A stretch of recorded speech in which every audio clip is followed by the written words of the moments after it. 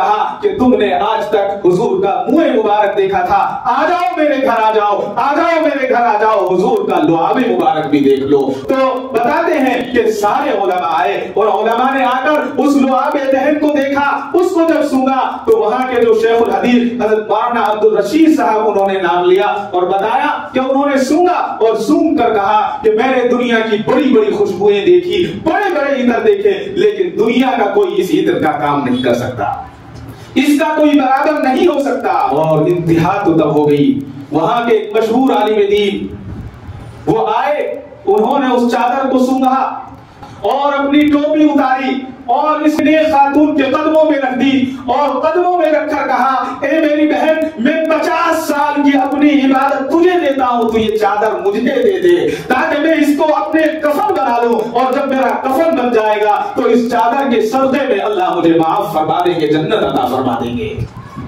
آج بھی ہماری امت کے اندر نیک عورتیں موجود ہیں، نیک خواتین موجود ہیں، ضرورت صرف اس بات کی ہے کہ ہمیں ان کی حفاظت کرنی ہے۔ اگر ہم نے ان کی حفاظت کر لی تو پھر یہی مائیں اپنی کوکھ سے صلاح الدین ایوبی بھی پیدا کریں گی، ٹیپو سلطان بھی پیدا کریں گی، اور پیران پیر شیخ عبد القادر بھی پیدا ہوں گے۔ الا بذکر اللہ تطمئن القلوب۔ جس دور پہ نازاں تھی دنیا اب ہم وہ زمانہ بھول گئے، جس دور پہ نازاں تھی دنیا اب ہم وہ زمانہ بھول گئے، اوروں کو جگانا یاد رہا خود ہوش میں آنا بھول گئے، منہ دیکھ لیا آئینے میں پر داغ نہ دیکھے سینے میں، منہ دیکھ لیا آئینے میں پر داغ نہ دیکھے سینے میں، دل ایسا لگایا جینے میں مرنے کو مسلمان بھول گئے۔ آذان تو اب بھی ہوتی ہے، آذان تو اب بھی ہوتی ہے مسجد کی فضا میں اے انور، آذان تو اب بھی ہوتی ہے مسجد کی فضا میں اے انور، جس ضرب سے دل ہل جاتے تھے وہ ضرب لگانا بھول گئے۔ اور آگے شاعر نے کہا ہے آدمی کا جسم کیا ہے، آدمی کا جسم کیا ہے جس پہ شیدا ہے جہاں، آدمی کا جسم کیا ہے جس پہ شیدا ہے جہاں، ایک مٹی کی عمارت ایک مٹی کا مکان، ایک مٹی کی عمارت ایک مٹی کا مکان، خون کا گارا بنایا، خون کا گارا بنایا اینٹ جس میں ہڈیاں، خون کا گارا بنایا اینٹ جس میں ہڈیاں، چند سانسوں پر کھڑا ہے یہ خیالی آسمان، موت کی پرزور آندھی آ کے جب ٹکرائے گی، موت کی پرزور آندھی آ کے جب ٹکرائے گی، یہ عمارت ٹوٹ کر پھر خاک میں مل جائے گی۔ محترم حضرات، بزرگوں اور بھائیوں، گزشتہ جمعہ بھی اسی موضوع پر بات ہوئی تھی کہ اسلام میں اور دوسرے مذاہب میں پردے کی کیا اہمیت ہے۔ میں نے عرض کیا تھا کہ ہر مذہب کی ایک بنیاد ہوتی ہے، ہر دھرم کا ایک اصول ہوتا ہے۔ اسلام کی بنیاد توحید پر ہے، ایک اللہ کو ماننا، اور اسلام کی روح اور خلق جو ہے وہ حیا ہے، شرم ہے۔ جیسا کہ میں نے آپ کے سامنے حدیث کا مفہوم عرض کیا تھا کہ رسول خدا احمد مصطفیٰ حضرت محمد مصطفیٰ صلی اللہ علیہ وسلم نے ارشاد فرمایا کہ اسلام کا خلق جو ہے وہ حیا ہے۔ اور میں نے ایک بات اور عرض کی تھی کہ صرف عورت ہی کے لیے پردہ نہیں ہے، پردہ تو مردوں کے لیے بھی ہے۔ پردہ کس کو کہتے ہیں؟ چھپانے کا نام پردہ ہے۔ میں اور آپ بیٹھے ہوئے ہیں، میں نے پیٹ کو چھپایا، میں نے اپنی ٹانگوں کو چھپایا، تو یہ بھی پردہ ہے۔ اور جس کے اندر حیا ہوگی، جتنا شرم ہوگی، وہ اتنا اپنے آپ کو ڈھانپے گا اور چھپائے گا، اور جس کے اندر جتنی بے شرمی ہوگی وہ اتنا ننگا گھومے گا، اس کے بارے میں کچھ کہنے کی ضرورت ہی نہیں ہے۔ میں نے آپ سے عرض کیا تھا کہ ہم یہ کہتے ہیں، آج لوگ یہ کہتے ہیں، آج خصوصاً انگریز اور یہودی یہ کہتے ہیں کہ ہم نے عورتوں کو برابری کا مقام دیا ہے۔ میں نے ایک بات عرض کی تھی، یہودیوں نے، انگریزوں نے عورتوں کو برابری کا نہیں بلکہ باندی کا مقام دیا ہے۔ اسلام نے عورت کو گھر کی ملکہ بنایا، گھر کی رانی بنایا۔ مرد باہر جاتا ہے، کما کر لاتا ہے، محنت کر کے لاتا ہے، اور لا کر گھر کی عورت کے ہاتھ میں دے دیتا ہے، وہ اس کو خرچ کرتی ہے۔ اسلام کی تہذیب، جیسا کہ میں نے عرض کیا، یہ دین فطرت ہے۔ انسانی فطرت پر اللہ تبارک و تعالیٰ نے اسلام کی تہذیب کو بنایا ہے۔ اگر آج ہم اس کے اندر بگاڑ پیدا کر کے اس کو ہم ہائی سوسائٹی کہیں گے تو ہم سے برا اور ہم سے بدتمیز کوئی نہیں ہوگا۔ کسی مذہب میں عورت کو وہ عزت اور وہ مقام نہیں ملا جو عزت اور جو مقام اللہ نے اسلام کے اندر عورت کو عطا فرمایا ہے۔ اسلام نے عورت کو عرش عظمت پر بٹھایا ہے۔ اسلام نے عورت کی حیثیت کو متعین کیا ہے، یعنی بتایا ہے کہ عورت کی کیا حیثیت ہے۔ اسلام نے عورت کو محفل کی زینت ہونے سے بچایا، بلکہ کہا کہ تم گھر کی زینت ہو، گھر کی زینت ہو۔ اور اس کے ساتھ ساتھ اسلام نے عورت کو نفسانی خواہشات کا مرکز نہیں بنایا، بلکہ اسلام نے عورت کو حیا کا پیکر بنایا ہے، حیا کا مجسمہ بنایا ہے، اور اسلام نے عورت کو وہ مقام عطا کیا کہ کسی مذہب نے عطا نہیں کیا ہے۔ دوسرے مذاہب میں عورت کو وقت ضرورت استعمال کر لیا، عورت کو کام والی بنایا، عورت کو ایک کم درجہ دیا۔ اب اس سے زیادہ کم درجہ کیا ہو سکتا ہے کہ جس طرح سے آپ کام کریں، اس طرح سے پورے دن آپ کے ساتھ شانہ بشانہ کام کرے، لوگوں کی نظروں کی گندی نظروں سے وہ ہر وقت اپنے آپ کو محفوظ رکھے، اور اس کے بعد جب گھر آئے تو سارا گھر کا کام کرے، تو اس میں اور اس میں کیا فرق ہے؟ تو آپ اندازہ لگا سکتے ہیں کہ جہاں اسلام نے عورت کو عزت کا مقام دیا ہے، وہی آج کے ماننے والے ایسے لوگ جو اسلام کے فالوورز نہیں ہیں بلکہ اسلام سے ان کو خاندانی دشمنی ہے، وہ عورت کو بتاتے ہیں کہ ہم نے تمہیں آزاد کیا ہے، ہم نے تمہیں آزاد کیا ہے۔ اسلام آنے سے پہلے عورت کا کیا مقام تھا سب جانتے ہیں۔ اسلام آنے سے پہلے عورت کو صرف بازار کا کھلونا بنایا گیا تھا، عورت کو خدمت کا کھلونا بنایا گیا تھا، عورت کو ایک مشین بنا دی گئی تھی کہ تمہیں یہ کام کرنا ہے، جانوروں کو چارہ کھلانا ہے، گھر کی صفائی کرنی ہے، بازار کی صفائی کرنی ہے، لوگوں کو اپنی گندے اشاروں سے اپنی طرف مائل کرنا ہے۔ گویا عورت کو بازار کا کھلونا بنا کر سامنے پیش کیا جاتا تھا، اور پھر وہ بدتمیز لوگ جن کی نگاہیں گندی تھی، جن کے دل گندے تھے، جن کے جسم گندے تھے، وہ ان عورت کو اپنی ہوس کا شکار بنا کر چھوڑ دیا کرتے تھے۔ لیکن جب اسلام آیا، اسلام نے ایک حدود بنائی، ایک باؤنڈری متعین کی، اور اس باؤنڈری کے بعد ان عورتوں کو عزت بخشی۔ اسلام سے پہلے دو تہذیبیں تھی، ایک تہذیب قیصر روم اور کسرا جو ایران کی تھی، اور ایک تہذیب عرب کی تھی جو عرب کے بدوؤں کی، یعنی جس کو اگر میں سیدھے سادے لفظوں میں کہوں تو یعنی عرب کے کھیڑے میں رہنے والے کھیڑوسوں کی تھی۔ سادے سے لفظوں میں یہ وہاں کے دیہاتیوں کی ایک تہذیب تھی، اور دونوں کی تہذیب ایک ہی تھی کہ دونوں کے دونوں تہذیبوں نے عورتوں کو، لڑکیوں کو بازار کا آلہ بنا دیا تھا، بازار کی مشین بنا دی تھی۔ اسی کے اوپر قرآن نے کہا عورت کو پہلی جہالت کی طرف مت لے جاؤ، بلکہ عورت کو تو اللہ نے بڑا مقام عطا کیا، اور عورت کو لوگوں نے اس زمانے میں منڈیوں میں لے گئے، بازاروں میں لے گئے، ان کی بولیاں لگائی جاتی تھی، ان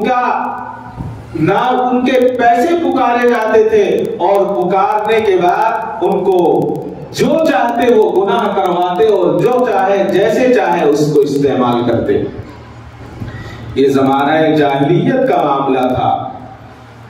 حد تو تب ہوئی کہ مکہ کے قریش اور مکہ کے مشرکین کا سردار ابو جہل نے ایک قانون بنایا، اور وہ قانون یہ تھا کہ جس گھر میں بچی پیدا ہو اس بچی کو فوراً زندہ دفن کر دیا جائے۔ یہ سردار کا قانون تھا۔ اور اس زمانے میں اگر کسی کے ہاں بچی بڑی ہو جاتی اور اس کے ہاں گھر رشتہ آتا اور اس کی شادی ہوتی، یا شادی کے وقت دلہا ان کے گھر آتا، تو مشرکین مکہ اس کو اپنے لیے بے عزتی سمجھا کرتے تھے، اور کہا کرتے تھے کہ میری بہن میری بیٹی کا ہاتھ مانگنے کے لیے آیا ہے تو اس سے بڑی بے عزتی کیا ہو سکتی ہے۔ یہ مشرکین مکہ کا قانون تھا، یہ مشرکین مکہ کی تہذیب تھی کہ جیسے ہی بچی پیدا ہوتی اس کو دفن کر دیتے، اور اگر بڑی ہو جاتی اور اس کی شادی کا وقت آتا تو اس کو اپنے لیے ایک بوجھ سمجھا کرتے تھے اور اپنی عزت کا وقار کا ایک مسئلہ بنا لیتے۔ لیکن اسلام نے خاص تہذیب عطا فرمائی۔ حد تو یہ تھی، اگر آپ کو معلوم ہو، کہتے ہوئے شرم آتی ہے، لیکن بتانا ضروری ہے، اس لیے کہ اسلام کی تاریخ اور کفرستان کی تاریخ میں کتنا فرق ہے۔ میں آپ کو بتانا چاہتا ہوں کہ مکہ میں حضور اکرم صلی اللہ تعالی علیہ وسلم کی نبوت سے پہلے جب مشرکین مکہ کا دور تھا، جب کفار مکہ کی سرداری چلا کرتی تھی، عورتوں کے مخصوص دن ہوا کرتے ہیں جس کے اندر عورتیں ناپاک ہوتی ہیں، تو مشرکین مکہ کا ایک دستور یہ تھا، اور اس سے پہلے مشرکین کا ایک معاملہ یہ تھا کہ جب عورت ناپاک ہوا کرتی تو اس کو لے جا کر جنگل میں چھوڑ دیا کرتے تھے کہ یہ ناپاکی کی حالت میں ہم اس کو اپنے گھر میں نہیں رکھ سکتے۔ اس سے بڑا ظلم اور کیا ہو سکتا ہے؟ اس زمانے میں یہ ہوا کرتا تھا، اس تہذیب میں، کہ عورتوں کو جنگلوں میں چھوڑ آتے۔ یہ تہذیب ان ہندوؤں کی تہذیب ہے جو آج اپنے آپ کو تہذیب یافتہ کہتے ہیں، جو اپنے آپ کو ماڈرن کہتے ہیں۔ کسی نے بہت اچھی بات لکھی 2-4 دن پہلے میں دیکھ رہا تھا کہ ہمارا ملک بڑا عجیب ملک ہے، یہاں گھی کو جلایا جاتا ہے، دودھ کو بہایا جاتا ہے، کبھی کسی بت کے اوپر، کبھی کسی دریا کے اندر دودھ کو بہاتے ہیں اور پیشاب کو پیا جاتا ہے۔ اس سے بڑی بے وقوف اور کم عقل کون سی قوم ہو سکتی ہے جو گھی کھانے کی چیز کو جلائے، پینے کی چیز کو بہائے اور بہانے کی چیز کو پی لے، اور وہ یہ بتائے کہ اسلام میں جو ہے حجاب جو ہے فلاں چیز ہے، فلاں چیز ہے۔ تمہیں حجاب کا کیا پتا؟ اس لیے تمہیں حجاب کا پتا نہیں ہے کہ تمہارے اندر تہذیب ہی نہیں ہے۔ اگر تہذیب ہوتی تو تمہیں حجاب کا پتا ہوتا۔ یہ قیصر و کسرا اور ایران اور مشرکین مکہ کی تہذیب تھی کہ وہ عورتوں کے سروں کو ننگا رکھا کرتے تھے، لیکن جب اسلام آیا اور آقائے نامدار احمد مجتبی حضرت محمد مصطفیٰ صلی اللہ علیہ وسلم نے اللہ کی طرف بلایا تو آپ نے عورت کو وہ مقام عطا کیا جس مقام کے بارے میں ان کے وہم و گمان میں بھی اور اتنا ہی نہیں، آقائے نامدار احمد مصطفیٰ حضرت محمد مصطفیٰ صلی اللہ علیہ وسلم نے جب نبوت کا اعلان فرمایا، اور نبوت کے بعد صرف آپ نے عورت کو عزت ہی عطا نہیں کی بلکہ عورت کی عظمت کی حفاظت کرنے پر جنت واجب قرار دے دی۔ کیسے؟ آپ نے فرمایا کہ اگر मुबारक जो आदमी उम्मत में अपनी 2 बच्चियों को, जिसके यहाँ 2 बेटियां हो, उन बेटियों की तरबियत करे, उनको पाले और पोसे और बड़ा करे और उसके बाद उनका निकाह कर दे, तो मैं मोहम्मद, हुजूर फरमाते हैं कि मैं मोहम्मद सल्लल्लाहु अलैहि वसल्लम क़यामत के दिन उसकी जन्नत की जमानत देता हूं। ये है इज्जत। हुजूर जमानत दे, इससे बड़ी और कौन सी जमानत हो सकती है? यानी जो दुनिया के अंदर सबसे बड़ी कामयाबी समझी जाती है, वो कामयाबी ये है कि जन्नत को हासिल करना। मेरी और आपकी क्या कोशिश है दुनिया के अंदर कि हमें जन्नत मिल जाए? यही कोशिश है। अल्लाह के नबी ने फरमा दिया कि जो 2 बच्चियों की तरबियत कर ले और उसके बाद उनका निकाह का ऐलान कर दे और निकाह फरमा दे, तो मैं उसकी जन्नत की जमानत लेता हूं। अल्लाहु अकबर। जो बच्चियां जिंदा होते ही दफन कर दिया जाती थी, इस्लाम के पैगंबर ने इन बच्चियों पर कितनी बड़ी रहमत की चादर फैला दी कि उसके बारे में ये कहा कि सिर्फ बच्ची पैदा हो तो उसके लिए तरबियत नहीं, बल्कि फरमाया जब तक शादी हो उसकी तरबियत भी करना है, उसकी इज्जत और उसकी हर चीज की हिफाजत भी करना है। सुभान अल्लाह। कुफ्फार मक्का के यहाँ जब ये मालूम होता कि उनके घर बच्ची पैदा हुई है, तो तारीख में लिखा है कि जिसके घर बच्ची पैदा होती उसका चेहरा सियाह हो जाता था, काला हो जाता था। यानी वो इतना गमगीन होता था, वो इतना अपने आप को कमजोर महसूस करता था और अपने आप को इतना ठगा हुआ महसूस करता कि उसका चेहरा सियाह नजर आने लगता था। लेकिन इस्लाम ने कहा कि नहीं। हुजूर ने फरमाया 2 बच्चियों को जवान करके जिसने शादी की, मैं मोहम्मद उसकी जमानत लेता हूं जन्नत की। बच्ची की वजह से जन्नत मिल रही है, ये किसने दिया? ये इस्लाम ने दिया है, ये इस्लाम ने दिया है। और जो बुरी नजर से देखे, जैसा कि मैंने शुरू में अर्ज किया कि हम ये कहते हैं कि औरतों के लिए पर्दा है, गुज़िश्ता जुमा मैंने अर्ज किया था मर्दों का भी पर्दा है, हमारा भी पर्दा है। हम अपनी आंखों का पर्दा करें, गैर गलत चीज ना देखें, बुरी नजर से ना देखें। उसके बारे में रसूल अकरम सल्लल्लाहु अलैहि वसल्लम ने इरशाद फरमाया कि अगर किसी ने किसी मेरी उम्मत की लड़की को बुरी नजर से देखा तो गोया उसने उससे जिना किया है। अब आप कहेंगे कि गैर मुस्लिम को देख सकते हैं, वो भी तो उम्मत मोहम्मदिया में से है, उसको भी नहीं देख सकते। इस्लाम की तालीम यही तालीम है, चाहे वो इस्लाम में है या नहीं है, हिंदू है या ईसाई है, सिख है, किसी भी मजहब की है तो उम्मत मोहम्मदिया में। ये बात अलग है कि उसने कलमा नहीं पढ़ा है, तो हुजूर की इस हदीस को याद कर ले तो कभी हमारी नजर बुरी नजर नहीं होगी। हुजूर ने फरमाया जिसने बुरी नजर से उम्मत की लड़की को देखा गोया उसने उससे जिना किया और उसके साथ बुराई की। और इन पर आप खामोश नहीं रहे, बल्कि हुजूर ने फरमाया कि कयामत के दिन उस आदमी की आंख में शीशा पिघला कर डाला जाएगा। अल्लाहु अकबर, अल्लाह हिफाजत फरमाए। नवाज देवबंदी साहब ने बड़ा अच्छा एक शेर कहा था, बदनजर उठने ही वाली थी किसी की जानिब, बदनजर उठने ही वाली थी किसी की जानिब, अपनी बेटी का ख्याल आया तो दिल कांप गया। यही तो इस्लामी तालीमात हैं। हुजूर ने फरमा दिया कि जिना का गुनाह कल क़यामत के दिन उसकी आंखों में शीशा पिघला कर डाला जाएगा। तो ये तालीम किसने दी? ये तालीम जो दी है वो सिर्फ और सिर्फ मजहब इस्लाम ने दी है, किसी और मजहब ने नहीं दी। और इस्लाम ने औरत को एक नहीं कई मकाम दिए। एक मकाम सबसे पहले बहन का दिया, पहला मकाम औरत को बेटी का दिया। अल्लाह ने बेटी बनाया, बेटी के अलग तकाजे रखे।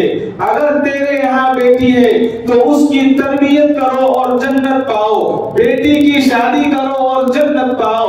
उसके बाद औरत का दूसरा मकाम दिया, दूसरा मकाम अल्लाह ने औरत को बहन का दिया कि अगर तेरी बहन है تو اس بہن کی عزت کی آبرو کی حفاظت کرنی تیری ذمہ داری ہے. اگر اس کا باپ نہیں ہے تو تیری ذمہ داری ہے. اور اگر تیری بیوی ہے, تیسرا مقام دیا تو آپ کماؤ, آپ محنت کرو, اور کرنے کے بعد بیوی کا خرچ مکمل برداشت کرو, اور اس کے ہر چیز کی ہر ضرورت کو پورا کرنا تمہاری ذمہ داری ہے. بیوی تمہاری ہے تو وہ گھر میں رہے, اس کا کام فیکٹری میں جانا نہیں ہے, اس کا کام بازار میں زینت بننا نہیں ہے, اس کا کام اپنے اداؤں سے دوسروں کے ایمان کو خراب کرنا نہیں ہے, بلکہ اس کا کام یہ ہے کہ وہ تیرے بچوں کی حفاظت کرے, تیرے مال کی حفاظت کرے, اور اپنے ایمان کی اور عزت کی حفاظت کرتے ہوئے گھر میں رہے. یہ تیسرا ہوا. اور پھر آخر چوتھا, اس کو جو ہے ماں کا مقام عطا فرمایا. سب نے عورت کی بے عزتی کی, سب نے عورت کو بازاروں میں نچایا, بازاروں میں نیلام کیا, لیکن جب محمد کے دامن میں آ گئے, حضور کے غلام بن گئے, تو حضور نے اس عورت کو وہ مقام عطا فرمایا, وہ مقام عطا فرمایا کہ دنیا نے اس کا نظارہ کیا اور دنیا دیکھتی رہ گئی. حضور نے فرمایا آج نہیں 1400 سال پہلے کہ جس جنت کے لیے تم تسبیح لے کر بیٹھتے ہو, جس جنت کے لیے تم نماز پڑھتے ہو, جس جنت کے لیے تم روزہ رکھتے ہو, جس جنت کے لیے تم خیرات کرتے ہو, جس جنت کے لیے تم نیکیوں کی طرف بلاتے ہو, اور جس جنت کے لیے تم شب و روز ایک کرتے ہو, اگر وہ جنت چاہیے, جب تک تم اپنی ماں کو راضی نہ کر لوگے تب تک وہ جنت نہیں ملے گی. اس لیے کہ وہ جنت ماں کے قدموں کے نیچے اللہ نے رکھ دیا کہ تمہاری جنت تمہارے ماں کے قدموں کے نیچے ہے. یہ عطا فرمایا. اللہ اکبر. اللہ فرماتے ہیں کہ قدم ماں کے قدموں کے نیچے جنت ہے.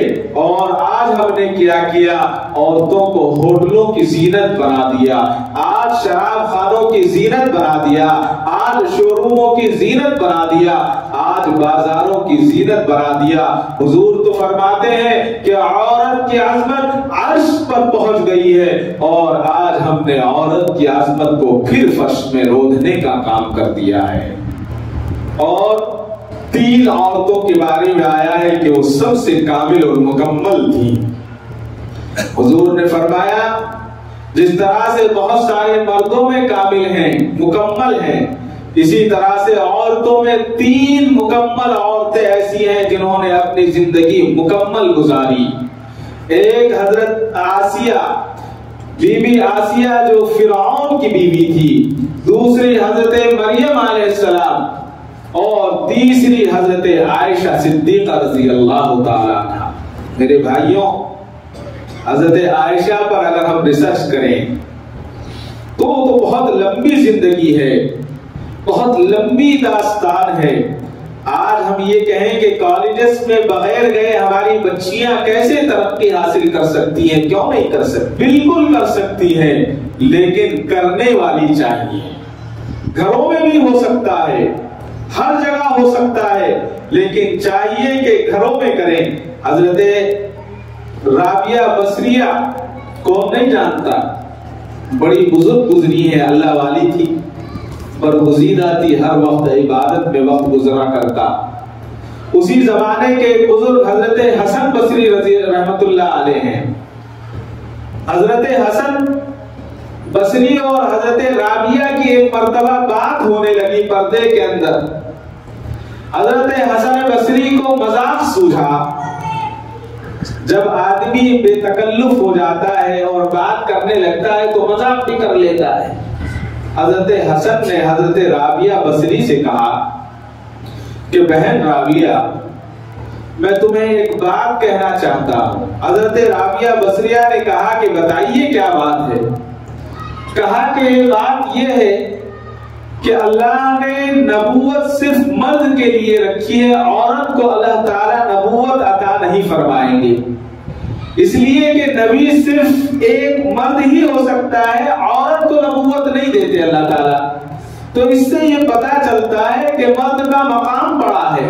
اب وہ بھی رابعہ بصریہ تھی, انہوں نے کہا کہ یہ تو صحیح ہے، آپ بتا رہے ہیں کہ مرد کو نبوت کا مقام ملتا ہے، لیکن میں تمہیں ایک بات بتاؤں، اس کا جواب ہے تو آپ بھی جواب دیں۔ کہا کہ بتائیے کیا بات ہے؟ کہ آپ نے یہ کہا کہ مرد کو نبوت ملتی ہے، عورت کو نبوت نہیں ملتی، یہ بالکل صحیح بات ہے۔ تو حضرت رابعہ بصریہ نے کہا کہ نبی کو جننے والی کون ہے، مجھے یہ بتائیے۔ مرد کو نبوت تو ملتی ہے، لیکن نبی کو جننے والی جو ہے وہ بھی ایک عورت ہے۔ اس سے مطلب اس کا پتہ یہ چلتا ہے کہ عورت کا مقام اللہ نے برابر رکھا ہے۔ نبوت تو نہیں ملی، لیکن نبی کو پیدا کرنے والی اگر کوئی ہے تو وہ عورت ہے، اور عورت کی عزت اور اس کی حفاظت اگر کسی نے سکھائی ہے تو وہ صرف اور صرف نبی اکرم صلی اللہ علیہ وسلم نے سکھائی ہے۔ کیسے سکھائی؟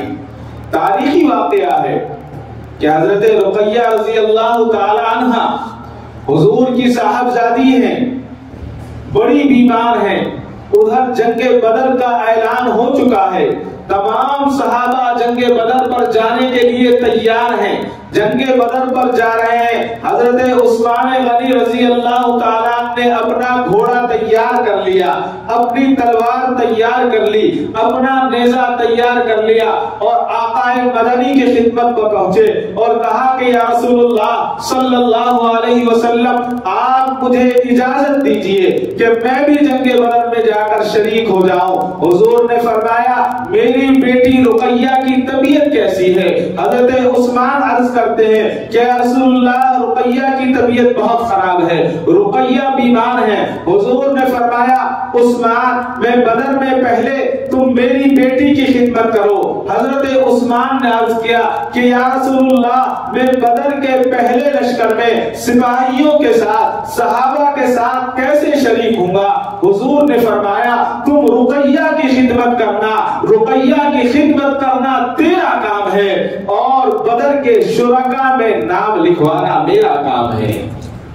معلوم کیا ہوا؟ عورت کی حفاظت، عورت کی خدمت حضور نے سکھائی۔ پھر اتنا ہی نہیں ہوا، چنانچہ حضرت رقیہ رضی اللہ تعالیٰ عنہ بیمار ہیں، اور حضرت عثمان غنی رضی اللہ تعالیٰ عنہ ان کی خدمت میں لگے ہوئے ہیں۔ جنگ بدر ختم ہوتی ہے، فتح ہو گئی، حضور اکرم صلی اللہ علیہ وسلم مدینہ شریف تشریف لائے۔ جب حضور مدینہ پہنچے، ابھی گھر میں داخل ہوئے ہیں، ادھر حضرت رقیہ رضی اللہ تعالیٰ عنہ فوت ہو چکی ہیں۔ حضرت رقیہ رضی اللہ تعالیٰ عنہ کے قبر مبارک پر حضرت عثمان غنی رضی اللہ تعالیٰ عنہ مٹی ڈال رہے ہیں، مٹی ڈال کر بیٹھے ہوئے ہیں۔ اتنے میں حضور اکرم صلی اللہ علیہ وسلم تشریف لے آتے ہیں۔ جنگ سے واپسی کے بعد ابھی آپ نے آرام نہیں کیا تھا، اطلاع ملی کہ بیٹی رقیہ اللہ کو پیاری ہو گئی ہیں۔ جب پہنچے دیکھتے ہیں کہ عثمان غنی، حضرت عثمان غنی رضی اللہ تعالیٰ قبر پر مٹی ڈال کر کھڑے ہوئے ہیں۔ حضور پہنچے، حضور نے پہنچ کر ہاتھ اٹھائے، اور صحابہ نے دیکھا کہ حضور اکرم صلی اللہ علیہ وسلم کی آنکھ مبارک سے آنسو جاری تھے۔ یعنی بیٹیوں سے محبت حضور کی سنت ہے، حضور کی آنکھوں سے آنسو جاری ہیں۔ اور حضور اکرم صلی اللہ علیہ وسلم نے حضرت رقیہ کی قبر پر دعا فرماتے ہوئے کہا اے اللہ میری یہ وہ بیٹی ہے جو راتوں کو قیام کرتی تھی، جو راتوں کو سجدے کیا کرتی تھی، میری یہ وہ بیٹی ہے جو دن میں روزہ رکھتی تھی۔ اے اللہ میں آپ کا محمد اس سے راضی ہے، تو بھی اس سے راضی ہو جا۔ اس سے بڑی اور کیا دعا ہو سکتی ہے؟ اس کے بعد کچھ دن گزرے، حضور اکرم صلی اللہ علیہ وسلم نے حضرت عثمان غنی رضی اللہ تعالیٰ عنہ کو بلایا اور فرمایا کہ جبرائیل دوبارہ آئے، اور جبرائیل کہتے ہیں کہ میں رقیہ کی بہن ام کلثوم کا نکاح بھی تم سے کر دوں۔ اسی لیے ذوالنورین کہا جاتا ہے، دو نور والے، پہلی ایک بیٹی پھر دوسری بیٹی چنانچہ ام کلثوم رضی اللہ تعالیٰ عنہ کا نکاح حضور اکرم صلی اللہ علیہ وسلم نے پھر حضرت عثمان غنی رضی اللہ تعالیٰ عنہ سے کر دیا۔ آج اگر لڑکیوں کے بارے میں ہمیں معلوم کیا جاتا ہے کہ حضور کی کتنی بیٹیاں تھیں، میں دعوے کے ساتھ کہہ سکتا ہوں کہ سب لوگ ایک بیٹی کا نام تو جانتے ہیں، حضرت فاطمہ، اس کے بعد کسی بیٹی کا نام شاید کوئی جانتا ہوگا، حضرت رقیہ، حضرت ام کلثوم، حضرت زینب اور حضرت فاطمہ۔ یہ اللہ کے نبی کی 4 بیٹیاں تھیں، اور چاروں کی چاروں نے شیعوں نے ہمیں بھلا دیا، صرف بنجتن کے نام پر محمد، علی، فاطمہ، حسن، حسین اتنا یاد رکھا، لیکن یہ حضور سے محبت کا نہیں ہے معاملہ۔ اگر اس سیرت کو اور اس کو حضور کی زندگی کو ہم دیکھیں گے تو حضور کی کتنی بیٹیاں تھیں، ان کے کتنے بچے تھے، اگر ہم حضور کے نواسے پوچھیں گے تو ہمارے پاس جواب کیا ہے؟ سب لوگ جانتے ہیں اور کہہ دیں گے حسن اور حسین۔ ایسا نہیں، حضرت علی کرم اللہ وجہ کے 15 بیٹے تھے، 15 بیٹے تھے، اور حضرت علی کے 17 لڑکیاں تھیں۔ کون نام جانتا ہے؟ کوئی نہیں جانتے ہم میں سے۔ یہ آگے میں آپ کو بتاؤں گا۔ حضور اکرم صلی اللہ علیہ وسلم کی 4 بیٹیاں جنہوں نے اپنے آپ کو اسلام کے لیے نچھاور کیا، اسلام کے لیے قربان کر دیا، تکالیف برداشت کی۔ مکی زندگی میں حضور کو جب تکلیفیں دیا کرتے تھے مشرکین، تو یہی بیٹیاں حضور کے کوئی پیر صاف کیا کرتی تھی، کوئی چہرہ مبارک صاف کیا کرتی تھی۔ بیٹیوں کی اہمیت کو کون کیا جانے؟ بیٹیوں کی اہمیت اسلام جانتا ہے۔ ایک مرتبہ ایک فقیر سیدہ فاطمہ الزہرا رضی اللہ تعالیٰ عنہا کے دروازے پر آیا اور اس نے دستک دی اور کہا کہ اے فاطمہ کچھ کھانے کو دے دو، میرے پاس کچھ کھانے کو نہیں ہے، میں بہت قرض دار ہوں، میرے اوپر بہت قرض ہو گیا ہے، میں بہت پریشان ہوں۔ حضرت فاطمہ نے جواب دیا کہ آج اللہ اور اس کے رسول کے نام کے علاوہ گھر میں کچھ نہیں ہے۔ فقیر نے کہا فاطمہ آج تک خاندان نبوت کے کسی بھی دروازے پر چلا گیا، اس دروازے کے کبھی خالی واپس نہیں گیا ہوں، آج تک ایسا نہیں ہوا ہے کہ میں خالی واپس گیا ہوں، اور تم کہتی ہو کہ کچھ نہیں ہے۔ حضرت فاطمہ نے کہا رک، ابھی رک جا، میں ابھی دیتی ہوں۔ دروازے کے پیچھے سے نبوت کی چادر کو پھینک دیا اور کہا اے مانگنے والے، لے یہ محمد عربی صلی اللہ علیہ وسلم کی کالی کملی ہے، اس کملی کو لے کر یہودی شمعون کے پاس چلا جا اور جا کر اس کو دے دے اور کہنا کہ محمد کی بیٹی نے محمد کی کملی کو آج قربان کر دیا ہے، اس لیے کہ خاندان نبوت کے دروازے پر مانگنے کے لیے آیا ہے تو کبھی خالی ہاتھ نہیں جائے گا، جا اس کو دے دے اور اس سے گروی پیسہ لے لے اور اپنا قرض ادا کر دے۔ شمعون کے پاس گیا، وہ نبوت کی چادر جب اس نے شمعون نے اس فقیر کے ہاتھ میں دی تو کھڑا ہو گیا، کہنے لگا یہ چادر کہاں سے لائے ہو؟ یہ تو نبوت کی چادر ہے، یہ محمد عربی کی چادر ہے۔ اس نے کہا اسی گھر سے مانگ کر لایا ہوں، میں قرض دار ہوں، میرے پاس کچھ نہیں تھا۔ حضرت فاطمہ الزہرا نے چادر دے دی ہے، کہا کہ جا شمعون کو دے دے اور اس سے پیسہ لے کر اپنا قرض ادا کر لے۔ شمعون نے کہا یہ گھرانہ کبھی جھوٹا گھرانہ نہیں ہو سکتا، جو دوسرے کے لیے اپنا سب کچھ قربان کر دے، اس سے عظیم کون ہو سکتا ہے؟ پیسے تو بعد میں دوں گا، میں پہلے کلمہ پڑھ لیتا ہوں۔ اس نے کلمہ پڑھا اور اس کو پھر پیسے، اور یہ ایک دو سخاوت ایسی نہیں بلکہ ہزاروں سخاوتیں ایسی ہیں۔ حضرت فاطمہ الزہرا رضی اللہ تعالی عنہا بیمار ہیں، آخری وقت ہے، حضرت علی کرم اللہ وجہ بیٹھے ہوئے رو رہے ہیں۔ حضرت فاطمہ نے پوچھا کہ میرے سردار اے علی تم کیوں روتے ہو؟ کہا کہ فاطمہ سوچتا ہوں کہ اگر تمہارا انتقال ہو گیا تو تمہارے بعد مجھے تم جیسی بیوی نیک کوئی نہیں مل سکتی، تم جیسی بہترین خدمت کرنے والی نہیں ملے گی، تم جیسی بہترین پاکیزہ عورت نہیں ملے گی، میں یہ سوچ کر رو رہا ہوں۔ حضرت فاطمہ الزہرا نے کہا رونے کی ضرورت نہیں ہے، میں تمہیں ایک پاکیزہ عورت کا نام بتاتی ہوں، پاکیزہ خاتون کو بتاتی ہوں، تم اس سے نکاح کر لینا۔ آج کیا ہوتا ہے، آج اگر بیوی بیمار ہے، بہت سارے واقعات ہیں، تو مرتے وقت اپنے شوہر کو کہتی ہے کہ میرے بعد دوسری شادی نہیں کرنا، اور شوہر یہ کہتا ہے کہ میں مر گیا تو تمہیں دوسری شادی نہیں کرنا۔ یہ محبت کی علامت نہیں ہے، یہ ایمان کی علامت نہیں ہے۔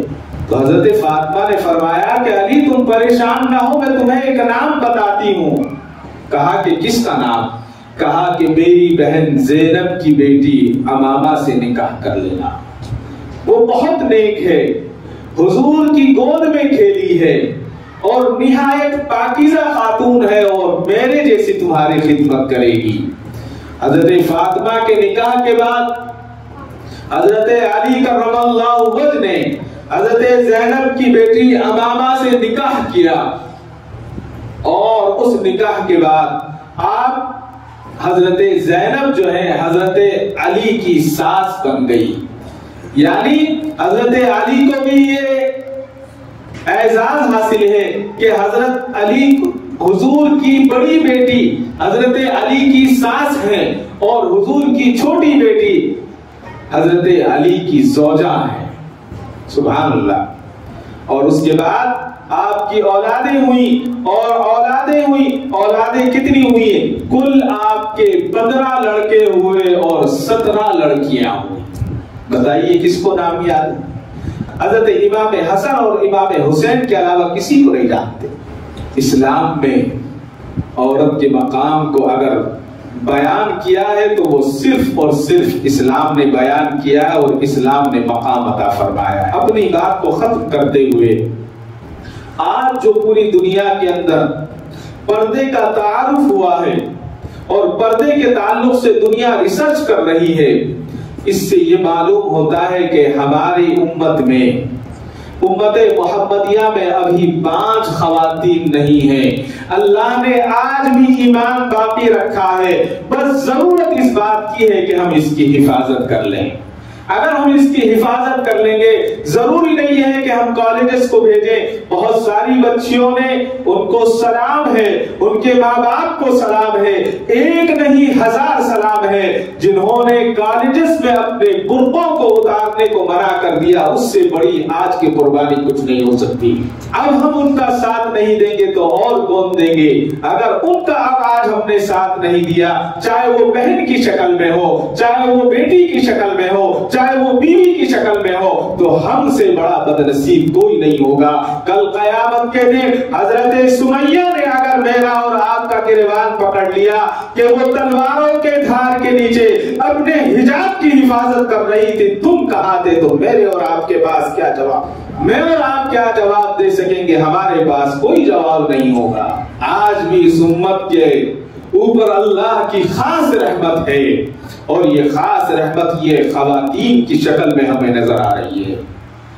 زیادہ پیچھے مت جائیے، چند دن پہلا واقعہ، حضرت مولانا عبد المنان صاحب صدیقی دامت برکاتہم نے فرمایا، گجرانوالہ ہمارے پڑوس میں ہے، ہمارے پڑوسی ملک کا ایک علاقہ ہے، ایک شہر ہے، وہاں وہ جمعہ پڑھانے کے لیے گئے، اور جمعہ کے بعد جب وہ واپس ہوئے تو وہاں پر ایک خاتون ہے، ایک عالمہ ہے، معلمہ ہے، جو حدیث پڑھاتی ہے بچیوں کو۔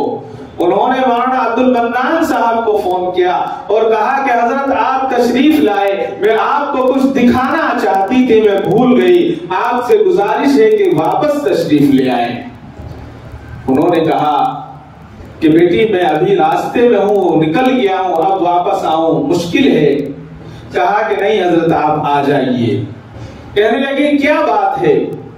تو اس خاتون نے کہا کہ میں روزانہ درود شریف کثرت سے پڑھا کرتی ہوں، تو میں نے چند دن پہلے خواب دیکھا، میں خواب دیکھتی ہوں کہ حضور اکرم صلی اللہ علیہ وسلم تشریف لے جا رہے ہیں، حضور تشریف لے جا رہے ہیں، میں حضور کے پیچھے پیچھے چل رہی ہوں، حضور کا چہرہ انور مجھے دکھ نہیں رہا ہے، میں حضور کا چہرہ دیکھنا چاہتی ہوں، حضور تیز قدموں سے چلتے ہیں، میں حضور کے پیچھے پیچھے دوڑ رہی ہوں، آگے کیا دیکھتی ہوں کہ حضور اکرم صلی اللہ علیہ وسلم کے دادا حضرت عبد المطلب کھڑے ہوئے ہیں، آپ نے اپنے دونوں ہاتھ کھول رکھے ہیں اور محمد عربی صلی اللہ علیہ وسلم کا استقبال فرما رہے ہیں، پیچھے سے میں آواز لگاتی ہوئی دوڑ رہی ہوں، میرے سرکار اپنا چہرہ مبارک دکھا دیجئے، اپنا چہرہ انور دکھا دیجئے۔ وہ معلمہ کہتی ہے کہ جب آپ صلی اللہ علیہ وسلم حضرت عبد المطلب کے قریب جاتے ہیں تو حضرت عبد المطلب فرماتے ہیں اے محمد تو اپنی اس غلام کو اپنا چہرہ کیوں نہیں دکھاتے، اپنا چہرہ دکھا دو۔ آگے کہتی ہے کہ جب حضور نے اپنا چہرہ انور میری طرف گھمایا تو میں ہاتھ ایسے کیے ہوئے آپ کے پیچھے دوڑ رہی تھی، میرا ہاتھ کرنے کا مقصد یہ تھا کہ میں آپ سے دعا کے لیے کہوں، میں آپ کو دیکھ تو رہی ہوں، دنیا کا کوئی خوبصورت انسان حضور کے قریب بھی نہیں ہو سکتا۔ وہ خاتون کہتی ہے، وہ معلمہ کہتی ہے کہ دنیا کی ہر شے، دنیا کی ہر چیز حضور کے چہرے کے سامنے پھیکی تھی، حضور کا چہرہ دیکھا، چہرہ دیکھنے کے بعد جسم میں کپاہٹ آ گئی، میں کپانے لگی، میں نے اپنے دونوں ہاتھ کیے، ہاتھ لرز رہے ہیں اور حضور کو کچھ کہنا چاہتی ہوں لیکن زبان سے عرض ادا نہیں ہوتے، آواز نکلتی نہیں ہے۔ حضور نے دیکھا، دیکھنے کے بعد آپ آگے بڑھے اور اپنا لعاب دہن میرے ہاتھ کی طرف پھینک دیا۔ ابھی حضور نے اپنا لعاب دہن میری طرف پھینکا، میری طرف ڈالا تو میں ڈر کے میں نے اپنے ہاتھ ہٹا لیے، تو میں نے جو چادر اوڑے ہوئے تھی وہ خاتون یہ کہتی ہے کہ حضور کا لعاب مبارک میری چادر پر گر گیا اور میں ڈر کر اٹھ گئی، جب میں اٹھی تو میں کانپ رہی تھی، گھبرائی ہوئی تھی، پورا کا پورا کمرہ خوشبو سے معطر تھا، چادر کو دیکھا حضور کا تھوک مبارک چادر پر گرا ہوا ہے، میں نے دیکھا دنیا کی ساری خوشبو اس کے سامنے بیکار تھی۔ اس وقت کے وہاں کے بڑے بڑے علماء، زیادہ پرانی بات نہیں ہے، چند ہفتے پہلی بات ہے کہ وہاں کے بڑے بڑے علماء ان کو فون کیا اور کہا کہ تم نے آج تک حضور کا منہ مبارک دیکھا تھا، آ جاؤ میرے گھر، آ جاؤ، آ جاؤ میرے گھر، آ جاؤ، حضور کا لعاب مبارک بھی دیکھ لو۔ تو بتاتے ہیں کہ سارے علماء آئے اور علماء نے آ کر اس لعاب دہن کو دیکھا، اس کو جب سونگا تو وہاں کے جو شیخ الحدیث حضرت مولانا عبد الرشید صاحب انہوں نے نام لیا اور بتایا کہ انہوں نے سونگا اور سونگ کر کہا کہ میں نے دنیا کی بڑی بڑی خوشبوئیں دیکھی، بڑے بڑے عطر دیکھے، لیکن دنیا کا کوئی اس عطر کا کام نہیں کر سکتا، اس کا کوئی برابر نہیں ہو سکتا۔ اور انتہا تو تب ہو گئی، وہاں کے مشہور عالم دین وہ آئے، انہوں نے اس چادر کو سونگا، اس چادر کو آنکھوں سے لگایا اور اپنی ٹوپی اتاری اور اس خاتون کے نیک خاتون کے قدموں میں رکھ دی اور قدموں میں رکھ کر کہا اے میری بہن، میں 50 سال کی اپنی عبادت تجھے دیتا ہوں، تو یہ چادر مجھے دے دے تاکہ میں اس کو اپنے کفن بنا لوں، اور جب میرا کفن بن جائے گا تو اس چادر کے صدقے میں اللہ مجھے معاف فرما دیں گے، جنت عطا فرما دیں گے۔ آج بھی ہماری امت کے اندر نیک عورتیں موجود ہیں، نیک خواتین موجود ہیں، ضرورت صرف اس بات کی ہے کہ ہمیں ان کی حفاظت کرنی ہے۔ اگر ہم نے ان کی حفاظت کر لی تو پھر یہی مائیں اپنی کوکھ سے صلاح الدین ایوبی بھی پیدا کریں گی، ٹیپو سلطان بھی پیدا کریں گی، اور پیران پیر شیخ عبد القادر بھی پیدا ہوں گے۔ اللہ تعالیٰ مجھے اور آپ کو کہنے سننے سے زیادہ عمل کی توفیق عطا فرمائے۔ وآخر دعوانا الحمدللہ رب العالمین۔ کعبے پہ پڑی جب پہلی نظر، کیا چیز ہے دنیا بھول گیا، کیا چیز ہے دنیا بھول گیا۔